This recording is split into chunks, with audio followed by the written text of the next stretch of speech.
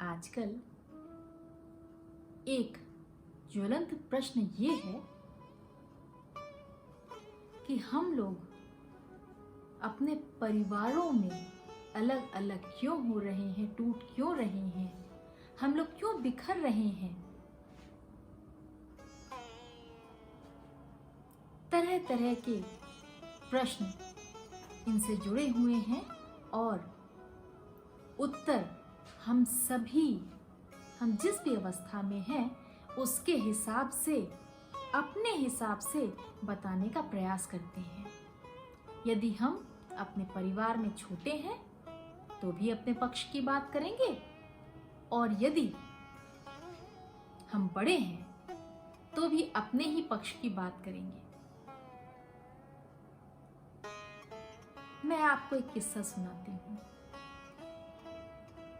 एक परिवार में 6 बहनें, एक भाई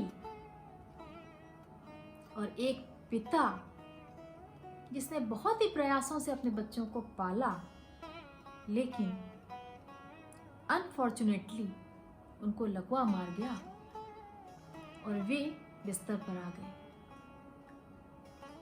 ऊपर से शुरुआत करके एक बड़े भाई और उसकी एक बहन की शादी हो गई। जब तीसरे का नंबर आया तो उसने ये इच्छा जाहिर की कि मैं अपने होने वाले पति से पहले बात करूंगी। बिहार की फैमिली थी, थोड़ा संकोच तो था हर जगह, लेकिन फिर भी लोगों ने कहा कि हाँ जरूर, बच्ची नौकरी कर रही है, इंडिपेंडेंट है, उसको अधिकार है चीजों को करने का। जब उसने बात किया अपने होने वाले पति से, या यूं कहें कि एक ऐसे लड़के से जिससे उसका विवाह शायद तय होना था, तो उसने सीधे उसके आय और व्यय का हिसाब पूछ डाला। जब उसने बताया कि उसके माँ बाप, यानी कि लड़के के माँ बाप, अपनी सारी जमा पूंजी, अपने सारे रिसोर्सेज, सारे संसाधन अपने इसी इकलौते लड़के के ऊपर लगा चुके हैं, और उसे पढ़ाने में उन्होंने अपने लिए कभी कुछ सोचा ही नहीं। तो इसलिए लड़के ने ऐसी इच्छा जाहिर की कि वो 30,000 रुपए महीने अपने जननी माता पिता को भेजता रहेगा, ताकि उनका अपना खर्चा पानी आराम से चलता रहे। लड़की ने इस लड़के से विवाह करने से मना कर दिया, क्योंकि वो इस तरह की जिम्मेदारी नहीं उठाना चाहती थी, और उसे बड़ा ही बुरा लगा कि मेरा पति अपने माता पिता को हर महीने 30,000 रुपए महीने भेजता रहेगा।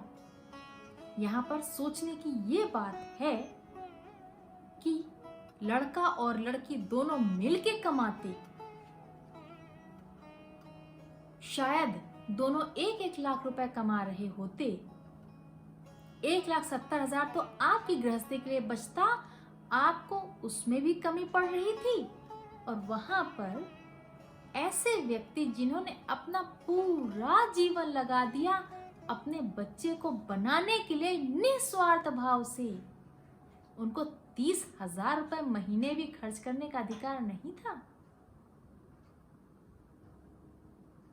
इस सत्य घटना ने मुझे अंदर तक झकझोर दिया। यदि यह सत्य घटना न होती तो मैं आपको उस राज्य का नाम न बताती, स्टेट का नाम इतनी कॉन्फिडेंटली न बता पाती।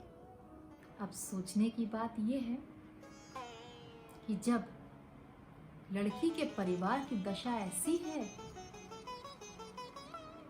कि पिता लगभग असहाय स्थिति में हैं और कई सारे बच्चे अभी बचे हुए हैं माता पिता की जिम्मेदारी के रूप में, तब अगर उसने इस प्रकार का जवाब दिया तो ऐसी कन्याएं जिनको हर प्रकार से सुख है, वो क्या सोचती होंगी।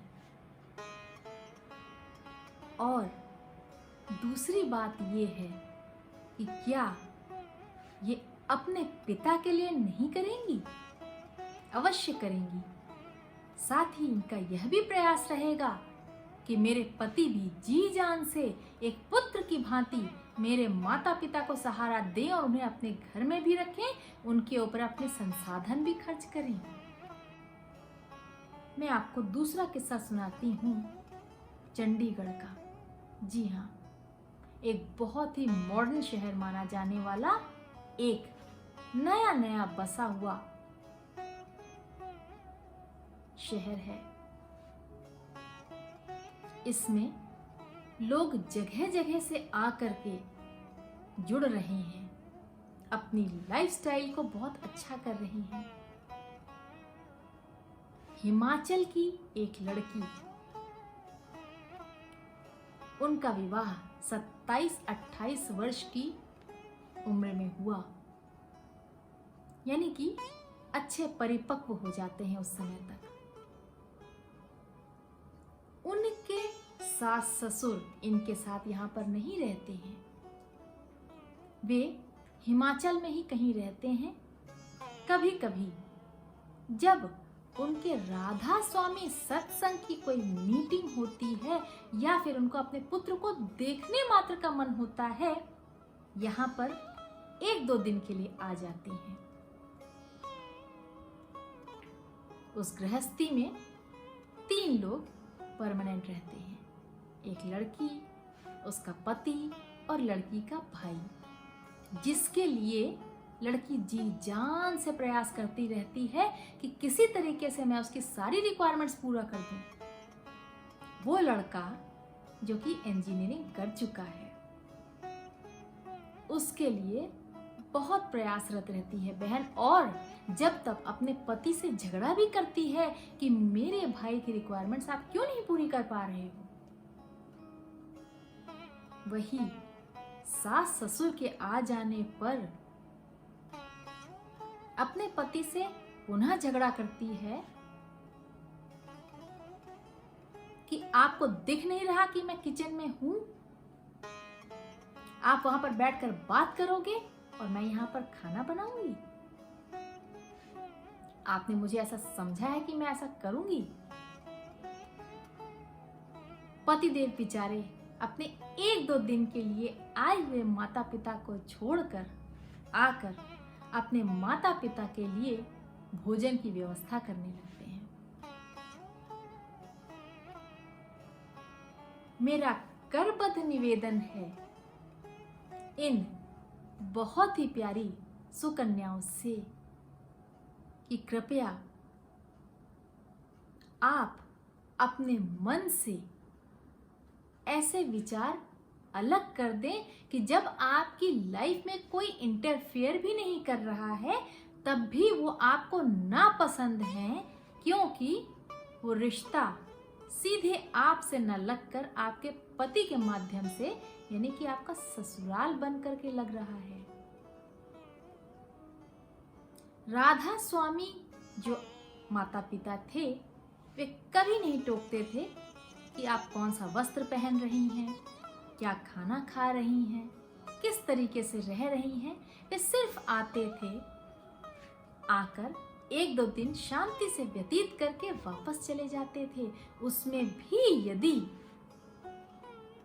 आपको यह बर्दाश्त नहीं है कि वे आए और आपके यहाँ 1-2 बार का भोजन ग्रहण करें, तो कहीं ना कहीं विचारों के इस झंझावात को सही करने की आवश्यकता है। कहीं ऐसा तो नहीं कि इसी सब वजहों से चीजें थोड़ी सी खराब हो रही हैं।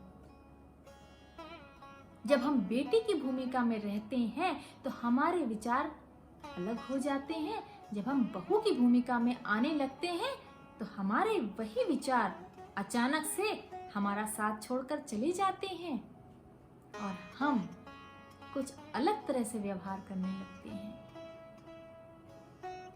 जब ऐसे सास ससुर को झेल पाना, बर्दाश्त कर पाना मुश्किल हो रहा है, तो यदि दोनों पक्षों में थोड़ी सी भी तेजी हुई तो परिवार टूटेंगे ही। यहाँ पर मैं निवेदन करना चाहती हूँ अपनी उन बहनों से, कृपया थोड़ा सा विश्वास करके चलें। ससुराल वाले हमेशा खराब नहीं होते।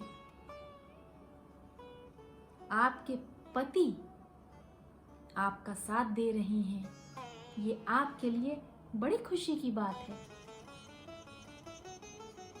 लेकिन वो जिस जगह से होकर आए हैं उसका भी सम्मान करने का प्रयास करें, क्योंकि उंगली पकड़कर चलना सिखाना आपने नहीं किया था अपने पति के लिए। बचपन में उनको निवाला देना या उनके वस्त्र बदलना जब वो गंदा कर दें, या उनको बोलना सिखाना, ये सब कोई और कर चुका है। आपको बना बनाया मिला है। जैसे हमारी थाली में पकी पकाई रोटी आ जाती है, उसी प्रकार से आपको ये बना बनाया मिला है।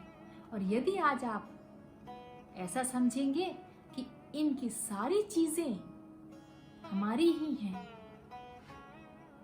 लेकिन किसी दूसरे का कोई अधिकार नहीं, तो ये चीजें आगे जाकर के भी आपको दूसरे पक्ष के रूप में परेशान कर सकती हैं। और आज थोड़ा सा तो खराब हो ही रहा है, लेकिन और ज्यादा खराब होने से आप अवश्य रोक सकते हैं। सोचिए, थोड़ा सा सोचने की बात है।